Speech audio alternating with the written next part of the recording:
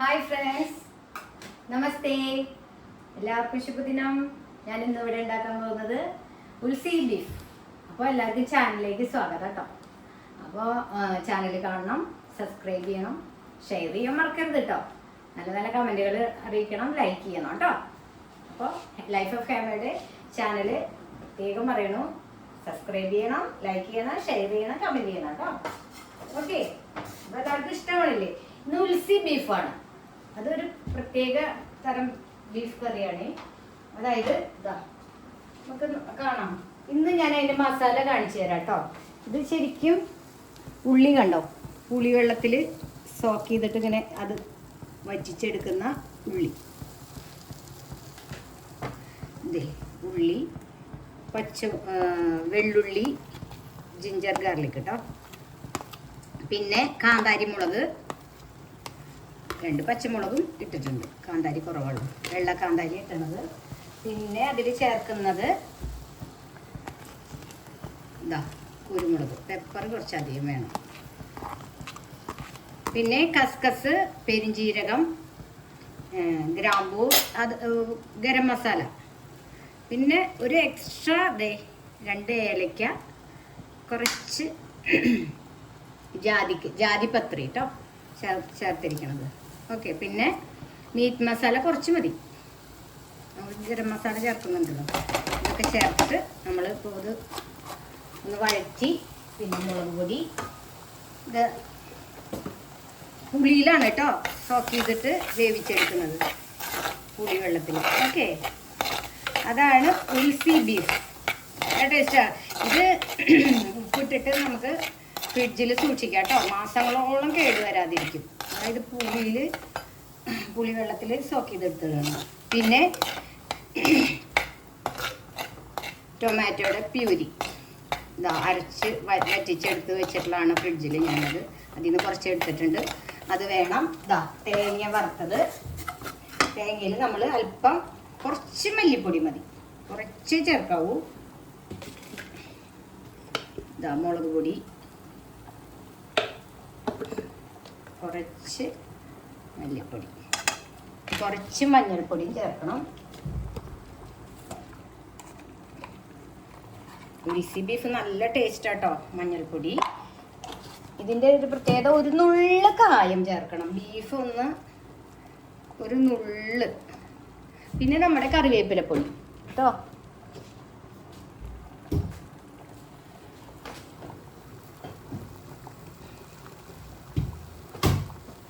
അതൊക്കെ ഇതാ പുളി. ഇനി ഇത് അരച്ചിട്ട് വരട്ടെ, എന്നിട്ട് വഴറ്റാനായിട്ട് കേട്ടോ.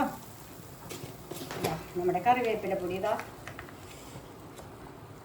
അരിയും കറിവേപ്പിലയും വറുത്ത് പൊടിച്ചിട്ടുള്ള മുന്നേ ഇട്ടിട്ടുണ്ട്.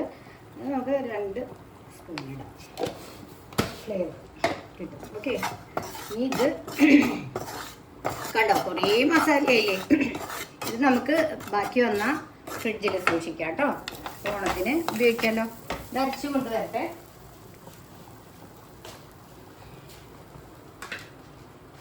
ഇതെല്ലാം കൂടിയിട്ട് അരയ്ക്കണം. അപ്പോൾ പുളിയിലാണ് നമ്മളിതൊക്കെ. ഉള്ളി, വെള്ളുള്ളി, ഇഞ്ചി, കുരുമുളക്, പിന്നെ ഗരം മസാല നമുക്ക് ഇഷ്ടമുള്ളത് ഉപയോഗിക്കാം. പിന്നെ കുറച്ച് മീറ്റ് മസാലയും ചേർക്കണം കേട്ടോ. ഓക്കെ, പിന്നെ വെള്ള കാന്താരി, 2 പച്ചമുളക്, നിങ്ങളുടെ എരിവിനനുസരിച്ച്. പിന്നെ തേങ്ങ വറുത്തത്, മല്ലിപ്പൊടി, മുളക് പൊടി.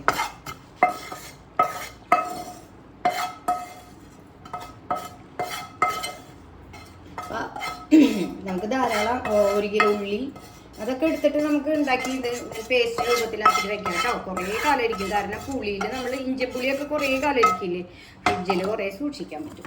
ഇതാ അരച്ചിട്ട് വരട്ടെ കേട്ടോ.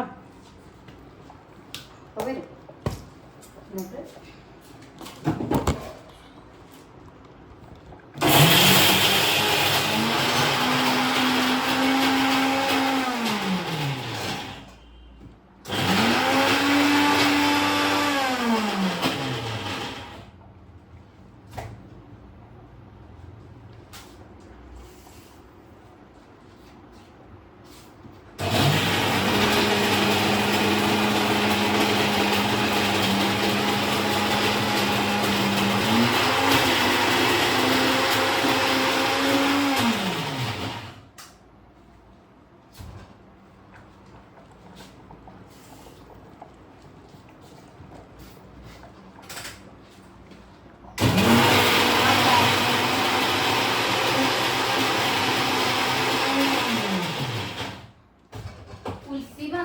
അങ്ങനെയാണ് ഉണ്ടാക്കുന്നത്.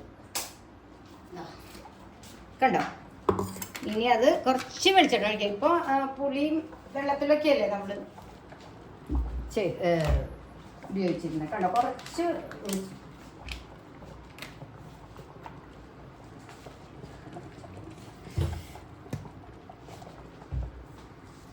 ഓക്കെ. വെളിച്ചെണ്ണ കുറച്ച് മതി. കണ്ടോ? എത്ര കുറച്ച് വെളിച്ചെണ്ണ ഉപയോഗിച്ചിട്ടാ നമ്മൾ വെളിച്ചെണ്ണയുടെ ഉപയോഗം കുറയ്ക്കുക. വ്യായാമം ചെയ്യണം കേട്ടോ എല്ലാവരും, മറക്കരുത്. ഓണത്തിന് നമ്മൾ ഒരുപാട് ഭക്ഷണം മാത്രം കഴിച്ചാൽ മാത്രം പോരാ.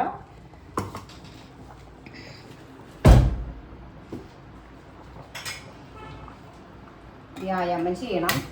അപ്പം ഇന്ന് ഒരുപാട് പേരായി പറയണു മസാലകൾ കാണിക്കണം. ഈ മുന്നിലത്തെ വെച്ച കറികളുടെയൊക്കെ മസാല ഞാൻ കാണിക്കാം കേട്ടോ. ഇതിപ്പോൾ ഞാൻ ഡീറ്റെയിൽ ആയിട്ട് കാണിക്കുകയാണ്. ഇത് ഉൾസി ബീഫിൻ്റെ അത് ലെങ്തി ആയി പോവും. അപ്പോൾ നിങ്ങൾ ക്ഷമിക്കുക കേട്ടോ. എന്താ ഇനി നന്നായിട്ട് നമുക്കൊന്ന് വഴച്ചെടുക്കേണ്ടതുണ്ട്. ഇതും ഇനി എന്താ ചേർക്കാനുള്ളത്? നമ്മുടെ ടൊമാറ്റോ. കണ്ടോ? വഴറ്റി വെച്ചത് കണ്ടോ? ഇതേമാതിരി തിക്കാക്കി വെച്ച് കഴിഞ്ഞാൽ ഫ്രിഡ്ജിൽ വെച്ചാൽ ഒരിക്കലും കേടുവരില്ല. നമുക്ക് ആവശ്യാനുസരണം കറികളിൽ യൂസ് ചെയ്താൽ മതി. ഇത് ഇഞ്ചിയോ ഉള്ളിയോ കറിവേപ്പിലയോ ഇതൊന്നും എടുത്ത് കളയണ്ട. ബീഫ് സുഖമായിട്ട് എടുത്ത് കഴിക്കാം അല്ലേ? കുട്ടികൾക്കൊക്കെ എല്ലാവർക്കും ഇഷ്ടപ്പെടും.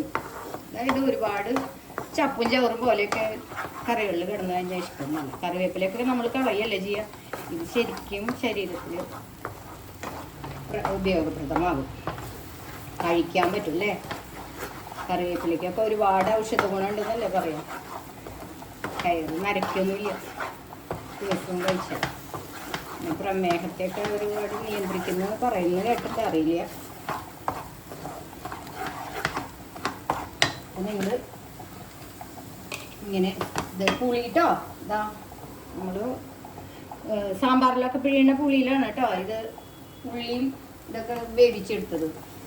ആ പുളി വെള്ളം വറ്റി വരണ വരെ ഉള്ളി ഇതാക്കണം. അത് കഴിഞ്ഞിട്ട് ഇങ്ങനെ വഴറ്റുക. കുറച്ച് വെളിച്ചെണ്ണയിൽ ഒഴിച്ചിട്ടുള്ളൂ. ഇങ്ങനെ വഴറ്റിയെടുക്കുക. കണ്ടോ? മസാലപ്പൊട്ട് കണ്ടോ? അങ്ങനെ സ്പെഷ്യൽ മസാലകൾ ഒരുപാടുണ്ട്. അങ്ങനെ തന്നെയാണ് ഞാൻ ഉണ്ടാക്കുക. എന്നിട്ട് ഞാൻ കുറച്ച് എടുത്തു വയ്ക്കും. അപ്പോൾ ക്ലാസ് കഴിഞ്ഞ് വരുമ്പോൾ എനിക്കത് എന്ത് ചെയ്യാലും ഒരു 2 ഏലക്ക ബീഫിൽ കൂടുതൽ ഇടണം കേട്ടോ. അതാണ് അതിൻ്റെ ടേസ്റ്റ്. അതിൻ്റെ ടെക്സ്ചർ നന്നാവും. ബീഫ് ഇറക്കുമ്പോഴുണ്ടല്ലോ നല്ല ഫ്ലേവർ ആയിരിക്കും. അതുമാതിരി കുരുമുളകായിരിക്കണം മുന്നിൽ നിൽക്കേണ്ടത് കേട്ടോ. അപ്പോൾ ഇഞ്ചിയോ ഉള്ളിയോ വെള്ളുള്ളി അതൊന്നും നമുക്ക് എടുത്ത് കളയും വേണ്ട. തിക്കായിട്ടിരിക്കും. പിന്നെ പെരുംജീരകം അങ്ങനെയുള്ള മസാലകളിൽ ഇടുമ്പോൾ നമ്മൾ കസ്കസ് ഉപയോഗിക്കണം കേട്ടോ. അത് അതിൽ തന്നെ ഉണ്ടാവും പൊടിയായിട്ടുള്ളത്. കസ്കസാണ് ഗ്രേവിക്ക് തിക്നെസ് കൊടുക്കുക. നല്ലതായിരിക്കും അത്. അതിൽ പെരുംജീരകത്തിൽ ഇല്ലെങ്കിൽ ഗരം മസാല മേടിക്കുമ്പോൾ കിട്ടിയില്ലെങ്കിൽ അത് സ്പെഷ്യലായിട്ട് നമ്മൾ ഒരു 100 ഗ്രാം മേടിച്ച് പൊടിച്ച് വെച്ചാൽ നല്ലതാണ്. അപ്പോൾ പൊടി വെക്കുമ്പോൾ നമ്മളെപ്പോഴും ഉപ്പിട്ട് വയ്ക്കുക ശ്രമിക്കുക കേട്ടോ. മുളക് പൊടിയിലായാലും ഞങ്ങൾ ഉപ്പിട്ട് വെച്ചിട്ടുണ്ട്. അപ്പോൾ ബീഫിലോ ഏത് കറിയിൽ ഉപയോഗിക്കായാലും നമ്മൾ ഉപ്പ് കുറച്ച് ഉപയോഗിക്കും. അപ്പോൾ നമുക്ക് മസാല ചേർത്തിട്ട് ലാസ്റ്റ് നോക്കിയിട്ട് ഉപ്പ് ചേർത്താൽ മതി കേട്ടോ. ഇത് വേണമെങ്കിൽ ഇപ്പോൾ സമയമില്ലാത്ത കാരണം ഇത് ഒരു ബ്ലാക്ക് കലർന്ന ബ്രൗൺ നിറം മാവണം വരെ വഴറ്റിയാൽ നമുക്ക് ബീഫിന് നല്ല കളർ കിട്ടും. ചെറിയ ഉള്ളി തന്നെ ചേർക്കാൻ ശ്രമിക്കുക കേട്ടോ. എനിക്ക് സമയമില്ല. അപ്പോൾ അതുകൊണ്ട് ഞാൻ ഇപ്പോൾ ചേർത്ത് ഉണ്ടാക്കാൻ പോകണം കേട്ടോ. അപ്പോൾ ഉൾസി ബീഫ് ഈ വേവ് കഴിക്കുക, അത്രേ ഉള്ളൂ. ഓരോ ബീഫിനും വ്യത്യസ്ത വേവായിരിക്കും കേട്ടോ കുക്കറിൽ. അപ്പം ഞാൻ 8 വിസിലെടുക്കുന്നുണ്ട്. എന്നിട്ട് നോക്കിയിട്ട് അപ്പം ശരി. അപ്പം എല്ലാവരും ഈ ഉൾസി ബീഫ് ഒന്ന് ഉണ്ടാക്കി നോക്കാം കേട്ടോ. നല്ല ടേസ്റ്റാണ്. ഇതാ ഞാൻ ഉണ്ടാക്കുകയാണ്. മസാല ഇട്ടില്ലേ? ഇതാ ഇത്രയും മസാല മതി. ഇത് ബാക്കിയാ. അത് നമുക്ക് അടുത്ത പ്രാവശ്യം ഉപയോഗിക്കാം അല്ലേ? കണ്ടോ? ബീഫിൽ കൈ കൊണ്ടൊന്നും തിരുമ്മി പിടിപ്പിക്കണം എന്നൊന്നുമില്ല. കൈയൊക്കെ നീറില്ലേ കാന്താരിയായി കാരണം ഇങ്ങനെയും ചെയ്യാറ്. ഇനി ഇതിൽ കിടന്നിട്ട് വേവും. വെന്ത് വരുമ്പോൾ നല്ല ഭംഗിയും നല്ല കളറും നല്ല സ്വാദാണ് കേട്ടോ. ഇനി വേണമെങ്കിൽ കുറച്ച് ഉപ്പ് ഇതിനെ ഇങ്ങനെ സ്പ്രിങ്കിൾ ചെയ്യാം, കുറച്ച് മാത്രം ഉപ്പ് ഇട്ടു. ഇനി അതിന് ശേഷം നമ്മൾ ഇടാൻ പോകുന്നത് ഒരു ലെമണാണ്. ഒരു ലെമണിൻ്റെ പകുതി പിഴിയും, ഹാഫ് മതിയാവും കേട്ടോ. ബീഫിനൊരു നല്ല ടേസ്റ്റ് കിട്ടാൻ ലെമൺ നല്ലത്. ചിക്കനിലാണെങ്കിൽ തൈരായിരിക്കും നല്ലത് കേട്ടോ.